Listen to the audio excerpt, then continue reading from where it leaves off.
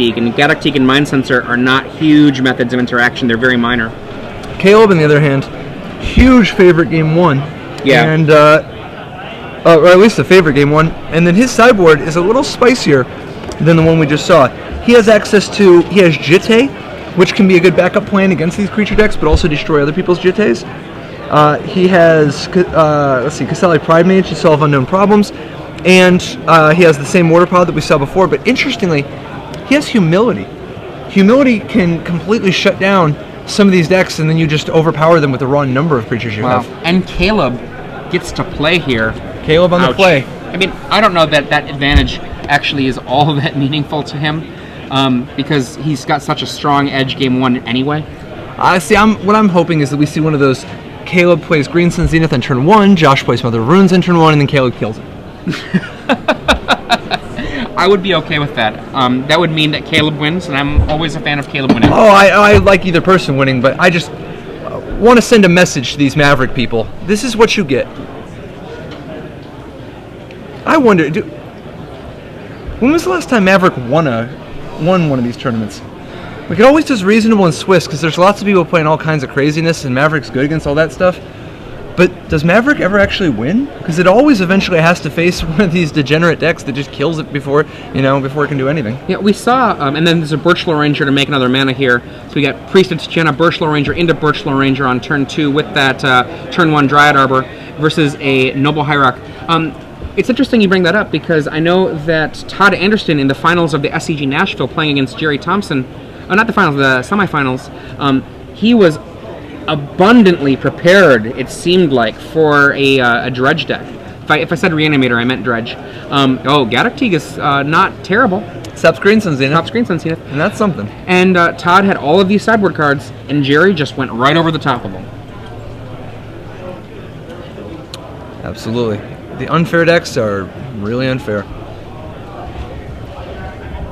Now this is a respectable start. A Wasteland to disrupt his mana. Josh is accelerating. He's got Galactique to stop Green Sun Zenith. And Caleb even has the Green Sun Zenith in hand. Mirror Entity. Unfortunately, he has Mirror Entity, which is threatening to kill Josh this turn if he doesn't next turn if he doesn't have a plow. Or a path. One path. That's 5 cards. And I mean, Glantzman could survive the turn by throwing blockers in the way, but all that does is stall the Doom.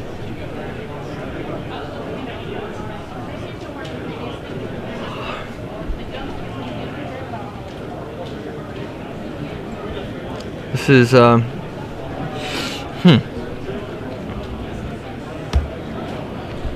Galactique comes on in.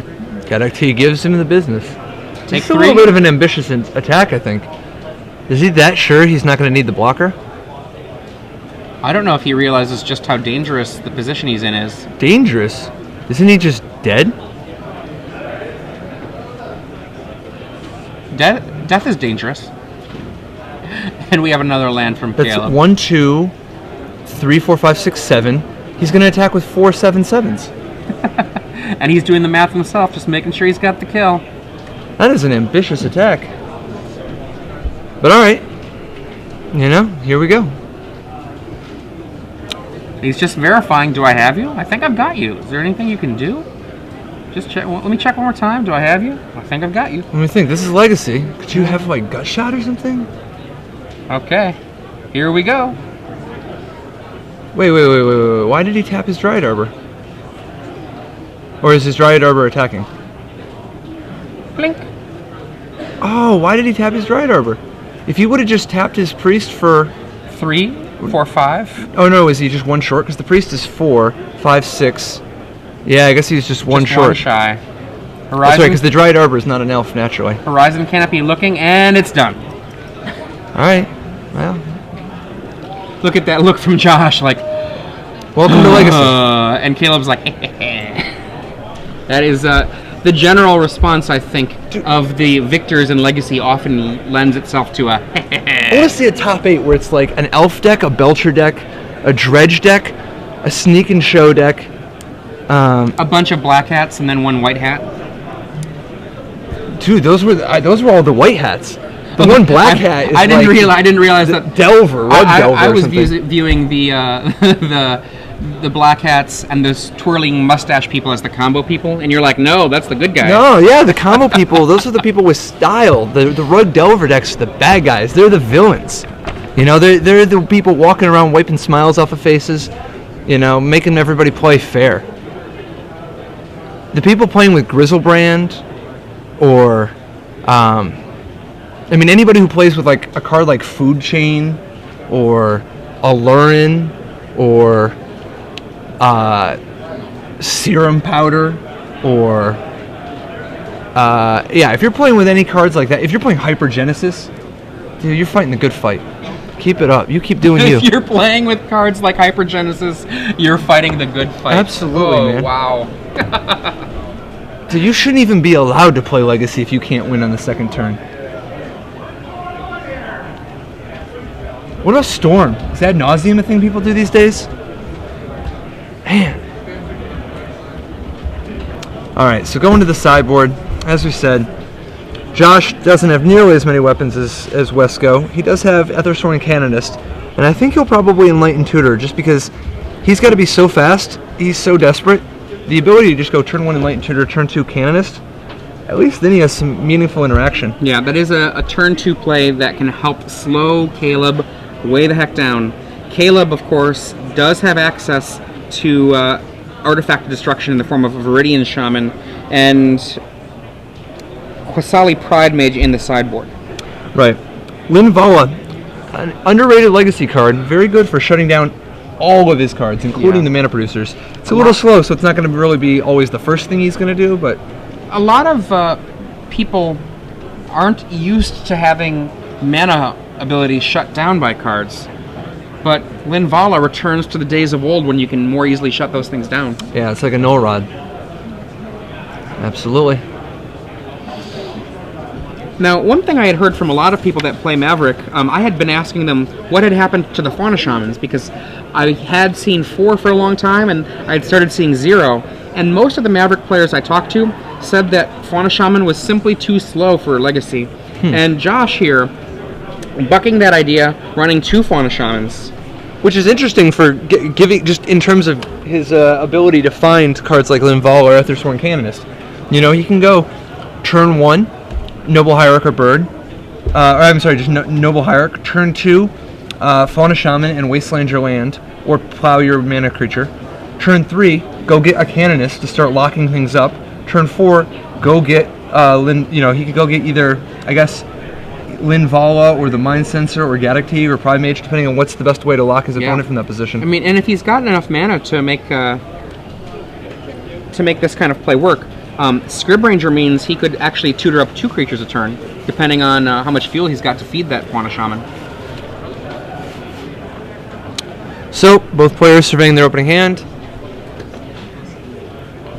Caleb taking a trip to Paris. Josh looks a little happier with his grip. Or happy enough, anyway. Elves is a surprisingly resilient mulliganing deck. Even though it only runs a very small amount of lands, one of the things that it needs is, so many of the cards are basically the same card, but just in different forms. The redundancy makes the mulliganing so much easier, and then the recovery from a mulligan off of a single glimpse is just so powerful. Yeah, additionally, when your deck only has a couple key cards, but those key cards are so much better than any of your other cards, often you'll gladly go down a card or 2 because every glimpse, or if you have the right mana draw, a Green Sun Zenith for a Regal Force is just draw a bazillion. I mean, I think the first time that we saw that kind of style of mulliganing was Justin Gary in U.S. Nationals 1997, mulliganing like crazy for Thawing Glacier. A strategy that very much paid off for him. Not a lot of people fully understood how good Thawing Glacier was back then. Gary wanted it every game. Here we have a turn 1 Cavern of Souls to make that Noble Hierarch. Is that a human druid? I always forget. Human shaman? It is a human shaman. Right? I think or is it a druid? Human druid. It is a human druid. I always forget which one of the ones it is. Sometimes some of the types are surprising, where it's a knight instead of a soldier, or like a shaman instead of a...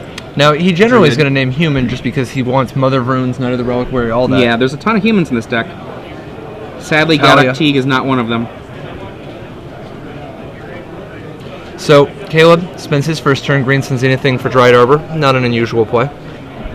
And it is humans, verified that it was not druids. Or Kithkin, for that matter.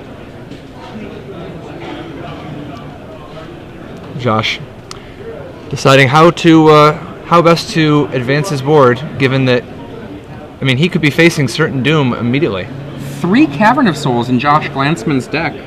Very cool against Force of Will and Spell Snare and the like. Counterbalance. So, do you think we're going to see a plow on the Dryad Arbor followed by a Fauna Shaman? Does Josh even have another land? Fauna Shaman. Is that a cavern? Yep.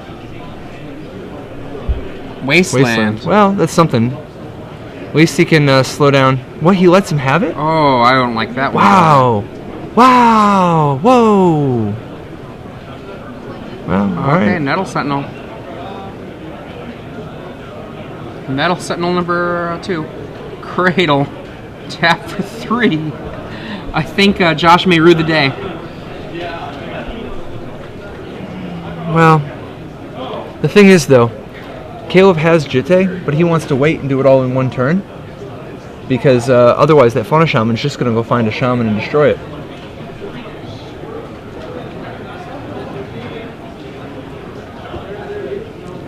Josh needs to quiet this game down. Just slow down the mana a little bit. That Fauna Shaman, he'll be able to ride it to victory. Now, he only has like 1 creature in his hand, though, right? So he's going to have to make it count. If he activates the Shaman, he will only have 3 mana remaining to cast whatever he would search for.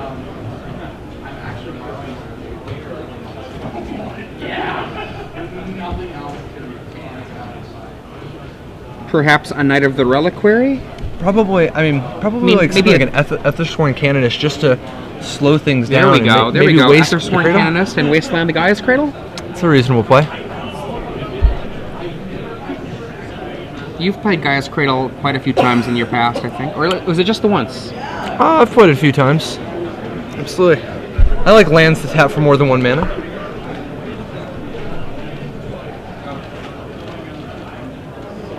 There is the Wasteland. And no, is there going to be a crop rotation? Nope. There is not. That's always the sickest feeling. Here we see a Mother of Ruins. So I think is he gonna plow the Dryad Arbor? He does not. He wants to wait again. But that's okay. It's not overtly wrong or anything. It's just the way he wants to play it, and it looks like he just wants to try to keep like a Heritage Druid off the table, or I guess protect himself from a Jitte. Who's laughing now?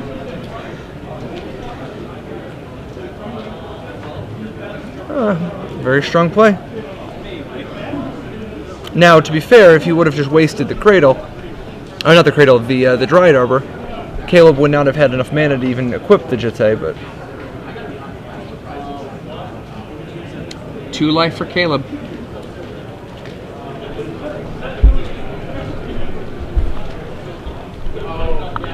And you're going to see the loss of a Knight for... Probably a Shaman. Something to destroy that Jitte. Because the Jitte is Caleb's best action at the moment. He might also, I mean, it's possible there's harmonics. Linvala will shut down the Dryad Arbor. And with the Mother of Runes can protect Josh with a block. Right.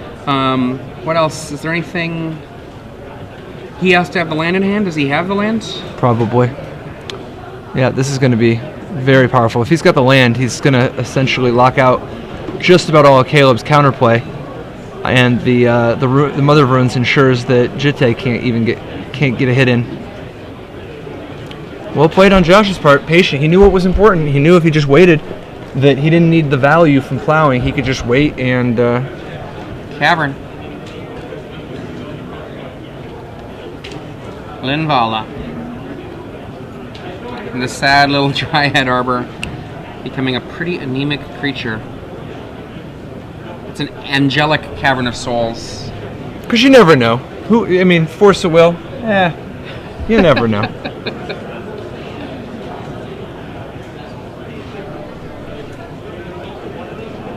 I think I'd try to put the fear of God into him or something. I'd be like, I'm going to go ahead and name Demon. Morph. That can pick up an Umezawa's Jite. It can. Caleb, nice play on the swing, on the not giving up. Instead, he's gonna tough it out. I actually thought that mother was gonna be so devastating, and that morph does not have a color. But Josh has a plow, and if he has a creature, he can solve any problem on the board now that he has that Fauna Shaman active. Yep, and there is a creature. Is that a Noble Hierarch in Josh's hand? Which is good enough to discard. In with Linvala.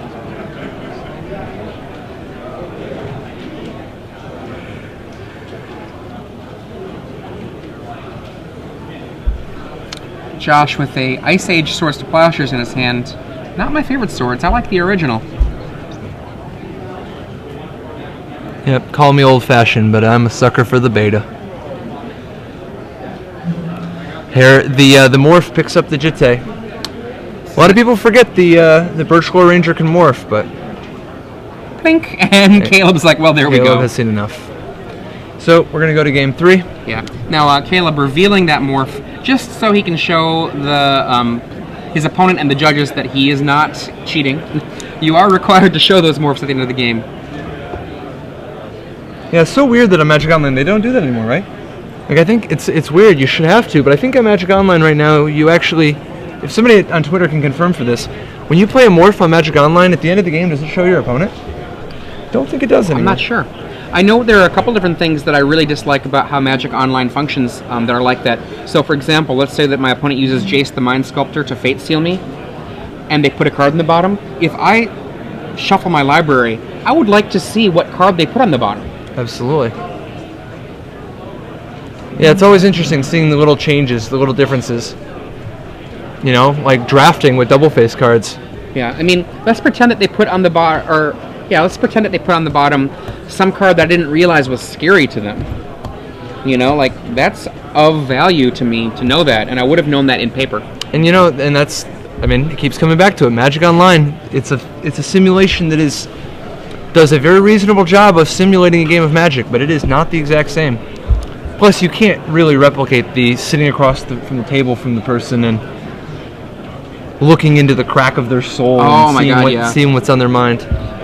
One thing that's really interesting, Brad Nelson was telling, I think, his legion of Twitter followers what a different experience he has if his opponent doesn't know who he is. He's more likely, whether he's, you know, using a secondary account or whether he's, you know, playing against someone who just doesn't know Smurfing. FF Freak, right?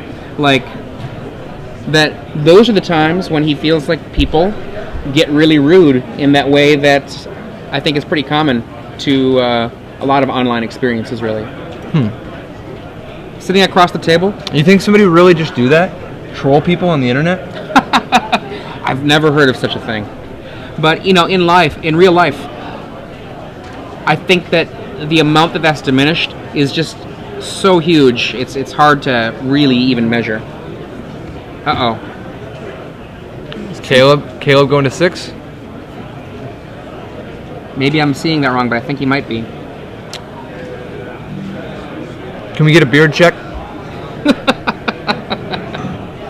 Two-headed giant competitors. Your parents. Nope. That is a full hand of 7. Your judge. Please find the judge with the and find your Josh wants to send him a message, show him a little taste of things to come. Preparing for the next round are Turn 1 elf. Caleb has a Jite again. That looks like an unlimited elf. Versus turn 1 Hierarch. I think it might be unlimited. I think it might be revised. I don't know. You can tell from the pixels. It might be unlimited. It's tough until we get a zoom in of the print. And we see a Birchlore Rangers and a Nettle Sentinel. It is unlimited. Yep, the color on it. It's got that slight rich color to it. Findhorn Elf, untapping Nettle Sentinels. Is he going to keep going? Yes, he is. The Birchlore Ranger activates those 2 elves, makes a Heritage Druid. Tap them both. Play Warrior with Symbiote. Let's do this. You like the party? I like the party. Boom. And now he can untap another creature, should he wish to. This Llanowar Elf, perhaps, to return a elf to his hand to untap that creature. Doesn't really get him anywhere though, right? Like if he can't play the Jitte this turn, then he might as well just ship.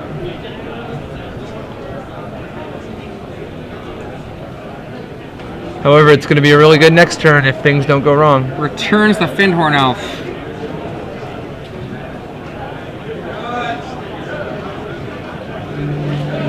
All right. I guess it just makes his Findhorn Elf be untapped instead of his Llanowar Elf. All right. Glad we settled that. Josh decides he's going to take a second turn now that he's facing 6 1/1s and 2/2s. Knight of the Reliquary. That guy's a big guy. Not bigger than a Jitte. What is he, a 2/2 right now? Yeah. And I think this active Jitte is going to be a complete nightmare for Josh if he doesn't answer it very quickly. Yeah, I mean, good lord. The Noble Hierarch gets shot down right away. Knight of the Reliquary might actually get shot down right away. Yeah, because if he tries blocking with the Knight will die. Yeah. And so will the Hierarch. The best he could do is just wait and force him to use both counters on the Knight, which will give him another mana because of the Hierarch. And the Knight does represent the same mana acceleration as the Noble Hierarch. Absolutely. Plus, the Knight could potentially grow out of Jitte range if you let it live, so that's got to be the first target. And Caleb doing some math. I wonder if he's drawn a card that makes the Jitte play perhaps secondary. Wow. If he drew something better than the Jitte play here, then Josh is double dead. In a World of Hurt. What is that card? I can't see. Is that a Green Sun Zenith? Very interesting.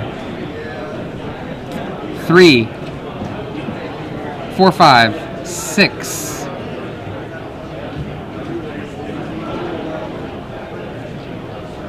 Okay, wait a second. Not 0. Let's come to our senses here. Hold on. Control Z, Control Z, Control Z, Control Z. So maybe what he's supposed to do is Green Sun Zenith, go get Elvish Visionary, so that he has the card draw engine, he's drawing some cards, he's doing some business, but he also gets to hit with the Jitte. 3, 4, 5, 6. Okay, I don't know what else is going on here. Turn the Birchlaw Rangers to untap this elf. 5. Okay, untap this. That's been used. 8. Regal Force, draw 6 cards. Green Sun Draw Zenith. 7 cards. It's for all of the manas. Yep, so draw 7 cards. He has not yet laid a land this turn. He is going to make his own Gristlebrand just for a turn. I don't know how I feel about this. I mean, it's a totally reasonable play, but I sure would love to have the Jitte kill that Knight of the Reliquary to remove counterplay. But he might just win this turn because he hasn't played a land, so he'll be able to go land, 1-drop with Nettle Sentinel. If he plays another Nettle Sentinel, there's a good chance he just wins on the spot. I mean, drawing 7 is an awful lot. It's certainly not a done deal, but... This is turn 3, Legacy. If you're just joining us, I'm Adrian Sullivan, and I'm joined in the booth by Patrick Chapin. 7 cards.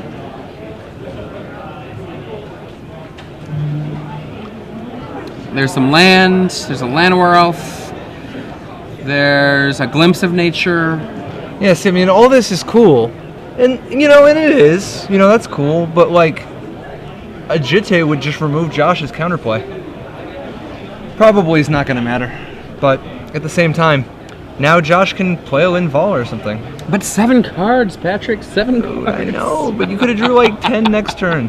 And the Knight of the Reliquary does have the ability to, if Caleb does not have a Wasteland in play, I don't know if he has any in his deck, no Wastelands. If Caleb does not realize that there's a Maze of it that can shut down a Jitte, Josh can just maze away the Jitte as a possible answer.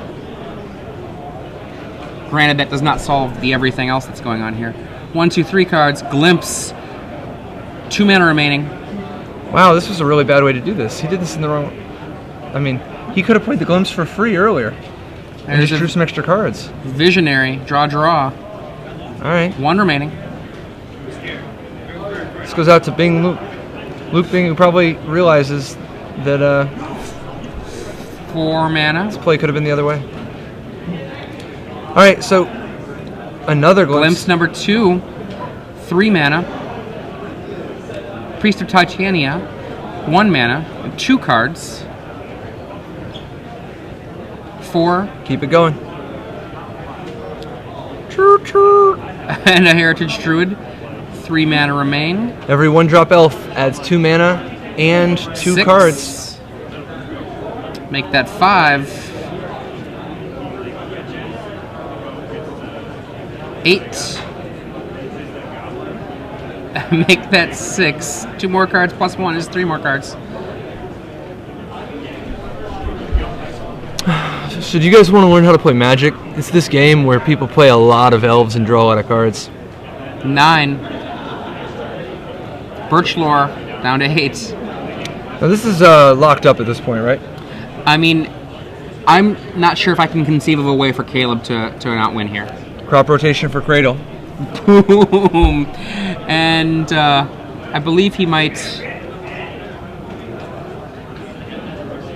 have enough mana here to do whatever he wants for the rest of his life now. Now all he's looking for is a mirror entity, right?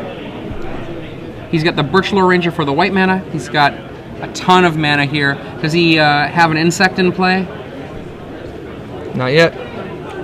Looking for the Wirewood Symbiote, which he's got Green Suns in his hand. That's a demonstrable infinite mana. He started the turn with a creature in play that I believe one of those Nettle Sentinels was in play before. Wait, no, he has a symbiote buried under there. Okay. Yeah, he played a symbiote on Then turn it's 2. over. It's over right now. Well, he can't go get... Yeah, he can't go get the mirror entity yet. Like, you can't get that with the Green Sun, so he Right, still has to but dig. he'll get there. Yeah. Surely he's just going to draw as many cards as he wants. Oh, I forgot to shuffle this in. Give me a second to shuffle this in so you can cut it afterwards. When Green Sun Zenith and the other Zeniths first started seeing play, there sure were a lot of them that would be in the graveyard after they got cast, simply because they were forgotten. Yeah, people weren't quite used to the new mechanic yet.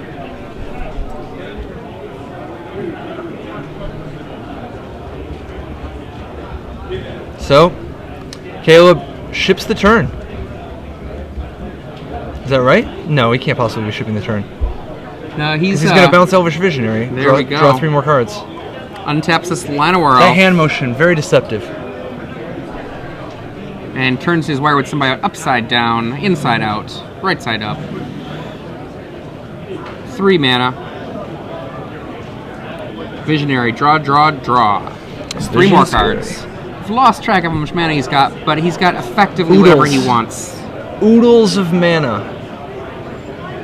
And the 3rd Nettle Sentinel. If 2 weren't enough.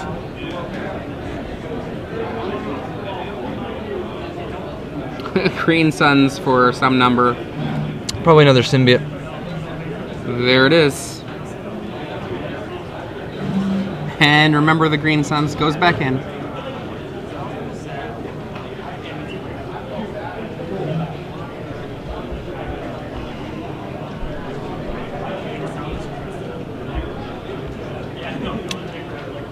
Caleb. Tapping more Nettle Sentinels. Making more mana. Bounce the Visionary. He's still just looking for Mirror Entity. 2 mirror entities in this deck.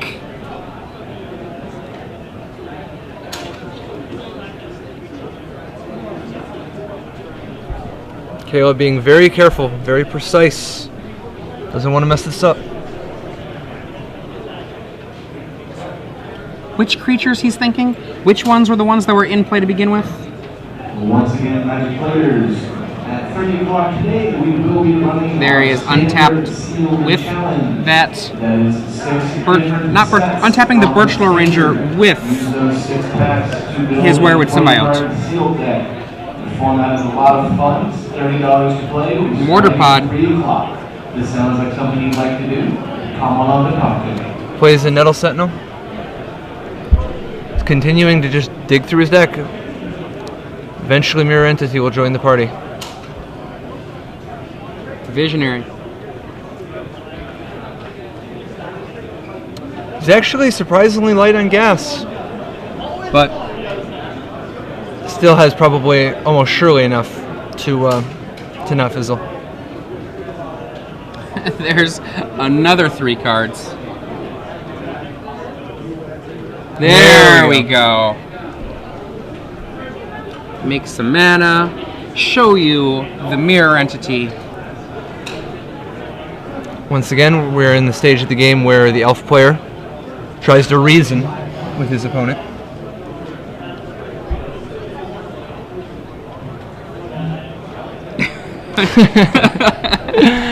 Caleb has the look of somebody working on a crossword puzzle. Josh has the look of somebody sitting across the table from someone working hard in a crossword puzzle.